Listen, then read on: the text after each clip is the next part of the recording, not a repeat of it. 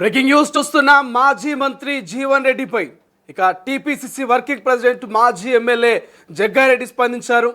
జీవన్ రెడ్డి కాంగ్రెస్ పార్టీని వీడడం చాలా బాధాకరమంటూ జగ్గారెడ్డి కామెంట్ చేశారు. మరోవైపు ఇక రాహుల్ గాంధీకి సోనియా గాంధీకి నమ్మిన బంటుగా జీవన్ రెడ్డి ఉన్నారు. ఆయనపై ఏఐసీసీ నేతలు ఒక్కసారి ఆలోచిస్తే బాగుండనే కోణంలో ఇక జగ్గారెడ్డి కామెంట్ చేయడం కొంత చర్చనీయాంశంగా మారింది. రైట్ నౌ ప్రస్తుతం ఇదే అంశం మీద డిస్కస్ చేసే ప్రయత్నం చేద్దాం. మా ప్రతినిధి మహేష్ ప్రస్తుతం ఫోన్ లైన్ అందుబాటులో ఉన్నారు. సో మహేష్, జగ్గారెడ్డి జీవన్ రెడ్డిపై చేసినటువంటి కామెంట్స్ ఏంటి, ఎందుకు ఈ టైంలో జగ్గారెడ్డి జీవన్ రెడ్డిపై కామెంట్ చేశారు? ఖచ్చితంగా శ్రీశైలం, ఇప్పటికే పిసిసి వర్కింగ్ ప్రెసిడెంట్ జగ్గారెడ్డి కూడా ఒక జీవన్ రెడ్డి పార్టీ వీడటంపై స్పందించడం జరిగింది. దీనికి సంబంధించి జీవన్ రెడ్డి లాంటి సీనియర్ కాంగ్రెస్ నాయకులు పార్టీని వీడడం బాధాకరంగా ఉంది. ఎందుకంటే సోనియా గాంధీ, రాహుల్ గాంధీ కుటుంబానికి, కాంగ్రెస్ పార్టీకి విధేయుడిగా ఉన్న జీవన్ రెడ్డి పార్టీని వీడటం బాధాకరంగా చెప్పుకోవచ్చు. ఎందుకంటే రాష్ట్రంలో సీనియర్ నాయకుడిగా ఉన్నటువంటి ఈ యొక్క రైతుల కష్టాలు తెలిసినటువంటి వ్యక్తి జీవన్ రెడ్డిగా చెప్పుకోవచ్చు.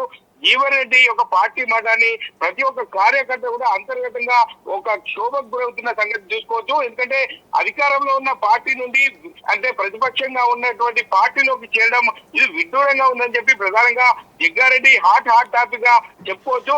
జీవన్ రెడ్డి విషయంలో అంతర్గతంగా ఏం జరుగుతుందో ఏఐసిసి స్థాయిలో చెక్ చేసుకోవాల్సి ఉండేది, కానీ ఏఐసిసి సంబంధించిన నాయకులు ఎవరు కూడా జీవన్ రెడ్డి టచ్ చేయకపోవడం వల్లే పార్టీ వీడడం జరిగిందని చెప్పుకోవచ్చు.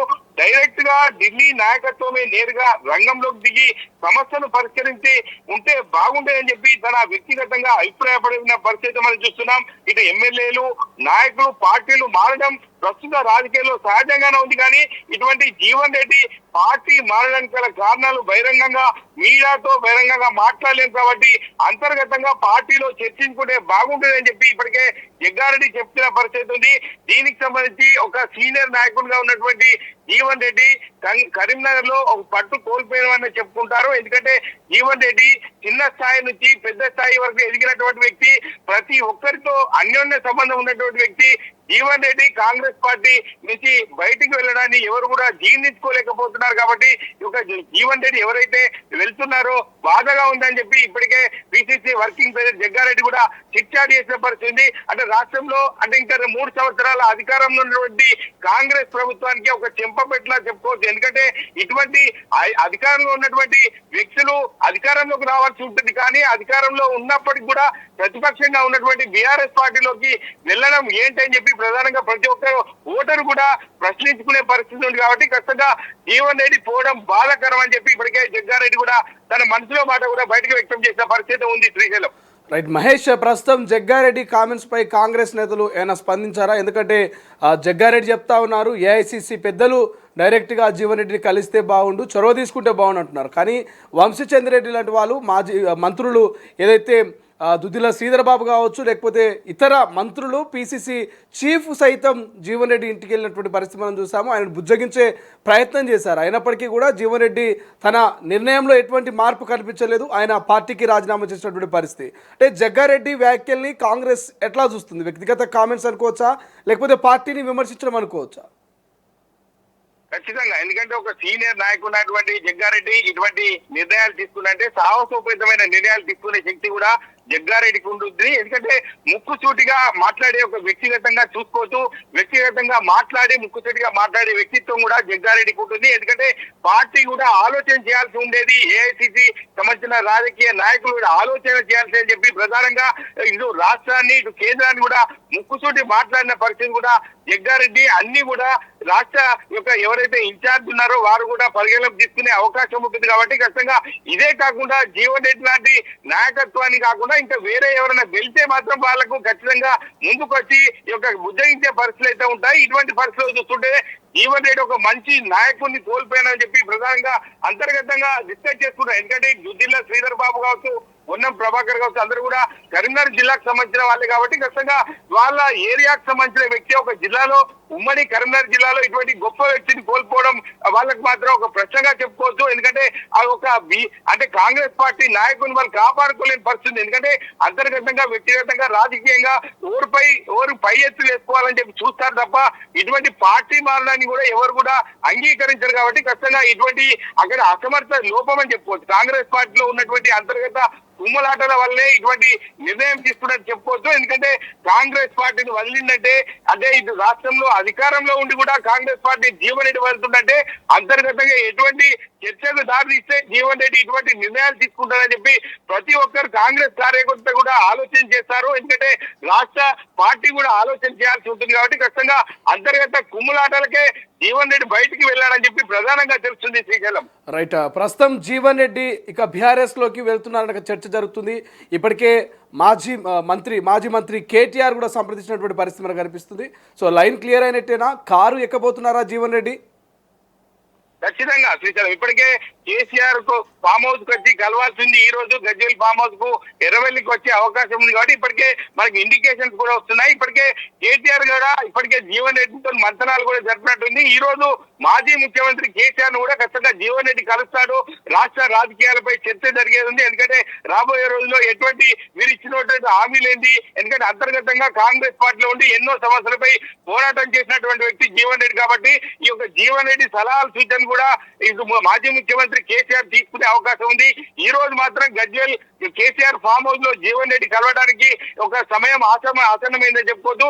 ఈ రోజు మధ్యాహ్నం సమయంలో ఖచ్చితంగా జీవన్ రెడ్డి మాజీ ముఖ్యమంత్రి కూడా కలిసే అవకాశం ఉంది. ఎందుకంటే రాష్ట్రంలో ఉన్నటువంటి పరిస్థితులను ఇటు హైడ్రా కూల్చివేతలు కావచ్చు, అని సంబంధించిన రాష్ట్రంలో ఉన్నటువంటి రైతుల సమస్యలు కావచ్చు, కొన్ని ఏరియాలో కూడా వాటర్ సమస్య ఉంది. అన్ని రకాలుగా ఈ యొక్క సమస్యల సుడిగుండంలో రాష్ట్ర ప్రభుత్వం ఉంది. ఖచ్చితంగా రాష్ట్రాన్ని ఈ యొక్క ఖచ్చితంగా ముందుకు తీసుకెళ్లాలంటే రాష్ట్ర ప్రభుత్వం ముందుండి మంచిగా పనిచేయాలి తప్ప వాళ్ళను విమర్శించే స్థాయి లేదు. కాబట్టి ఇప్పటి వరకు రాష్ట్రంలో ఉన్నటువంటి మాజీ ముఖ్యమంత్రి వసలేని గజ్వేల్ నియోజకవర్గంలో ఇటు ఎదురుదాడి వస్తుంది. ఇవన్నీ కూడా అన్ని కోణాల్లో ఇటు కేటీఆర్ కావచ్చు, హరీష్ రావు కావచ్చు, అదేవిధంగా జీవన్ రెడ్డి పిలుచుకొని మాట్లాడే పరిస్థితులు అయితే ఈ రోజు కనిపిస్తున్నాయి. ఖచ్చితంగా ఈ రోజు జీవన్ రెడ్డి మాజీ ముఖ్యమంత్రి కలిసే అవకాశం అయితే ఉంది. ఖచ్చితంగా అన్ని రాష్ట్రంలో జరుగుతున్నటువంటి అన్ని అంశాలపై కూడా చర్చ జరిగే అవకాశం ఉంది. Right. Thank you Mahesh. Thank you for updates. ఇది ఓవరాల్గా సో ఏదైతే జీవన్ రెడ్డి రాజీనామా పైన ఆలస్యంగా అయినా జగ్గారెడ్డి కొంత బ్లాస్టింగ్ కామెంట్ చేశారు. బాధాకరము, ఒక కాంగ్రెస్ పార్టీ సీనియర్ నేత పార్టీ మారడంపై అంటూ కూడా ఆయన కామెంట్ చేసినటువంటి పరిస్థితి.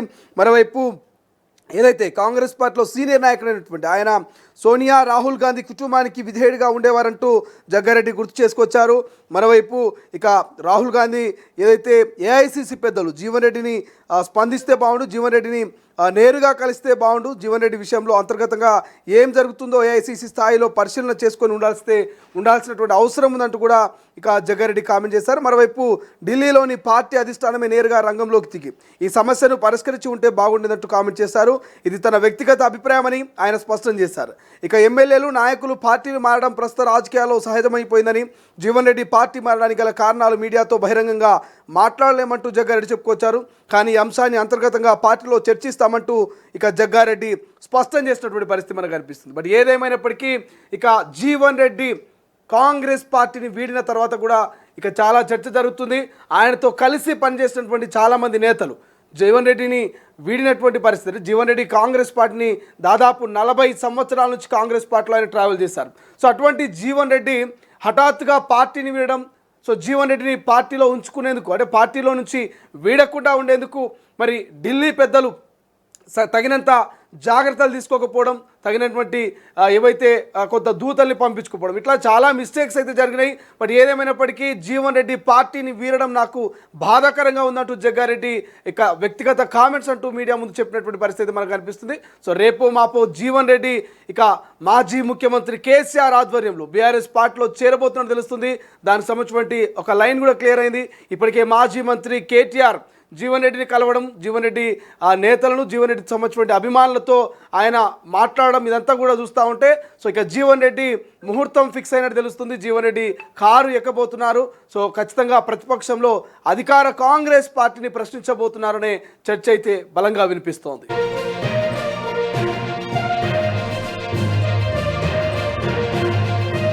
అసలైన తొలి వెలుగు. ఫాలో వాట్సాప్ @తొలి వెలుగు official.